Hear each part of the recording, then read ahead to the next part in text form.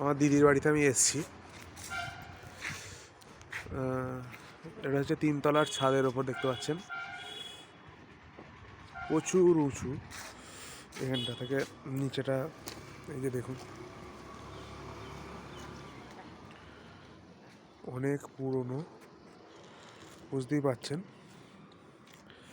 বাড়ি অনেক পুরনো দিনের বাড়ি। এই যে দেখতে পাচ্ছেন দুটো ঘর রয়েছে, এই যে দেখছেন দুটো ঘর রয়েছে। এই ঘরগুলো কবে থেকে পড়ে আছে, চলুন দেখা যাক কি আছে এর মধ্যে, চলুন। এই দেখতে পাচ্ছেন কত বড় বড় সব বাড়ি, এই দেখতে পাচ্ছেন এই গম্বুজের মতো, এটা কি এটা বোঝা যাচ্ছে না, কিন্তু দেখুন এই যে ঘরগুলো, এর ভেতরে যাওয়া যাক দেখি, চলুন। এই যে দেখতে পাচ্ছেন সব যেন ভুতুরে ঘর হয়ে আছে। এই যে এই যে এই যে দেখতে পাচ্ছেন কি সব পড়ে আছে, দেখুন এই যে কেমন পুরো বাড়ি। এই যে দেখুন, দেখতে পাচ্ছেন এই যে দেখুন,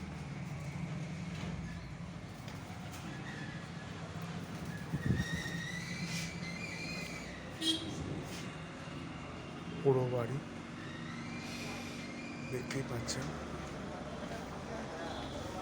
ওই দেখুন একজন শুয়ে আছে, দেখতে পাচ্ছেন মিনি শুয়ে আছে ওখানে।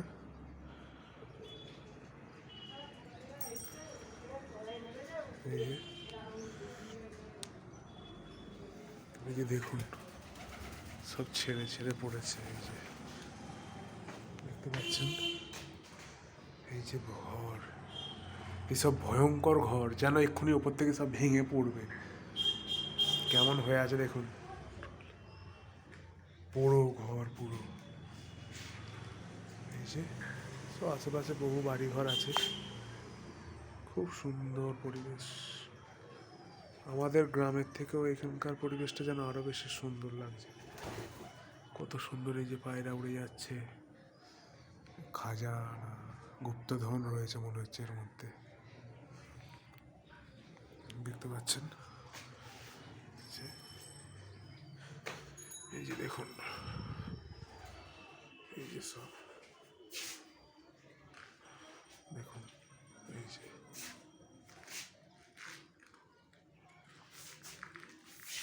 পুরো বাড়ি ভিউস।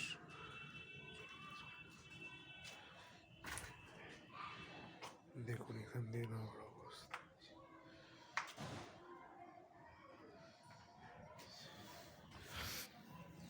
এই যে চলে এসেছি দেখুন। এই সেই ঘর সব পুরো, রাত্রিবেলা আমার দিদি বলে এখান থেকে ছমছম করে পায়ের শব্দ পাওয়া যায়।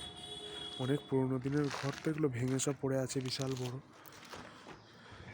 বিশাল বড়। এই যে দেখতে পেয়েছেন এই উপরের ঘর দুটোতেই ঘটনা ঘটেছিল, একটা দুর্ঘটনা, তো সেইটার কারণেই এই ঘরগুলো আর কেউ থাকে না, একটা দুর্ঘটনা ঘটে গিয়েছিল, সেই জন্য কেউ থাকে না। যে দেখতে পাচ্ছেন এই নিচে অব্দি, এখানের পর আর কেউ উপরে ওঠে না। তো এটা আপনাদের সঙ্গে শেয়ার করলাম, ভালো লাগলে সাবস্ক্রাইব করবেন, ফলো করবেন, শেয়ার করবেন।